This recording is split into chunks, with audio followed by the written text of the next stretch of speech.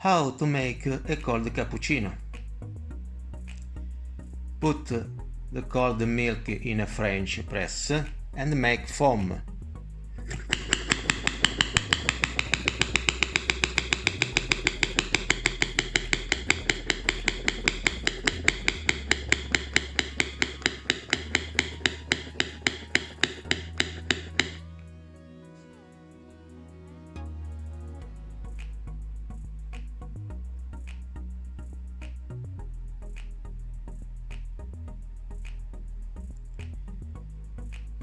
You may transfer the foam in a milk jug.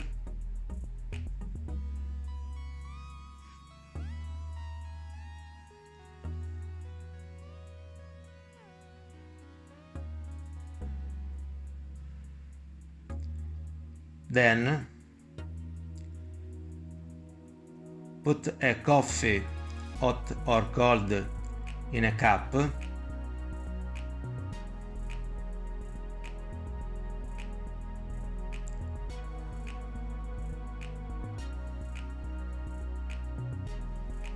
And then add the milk foam.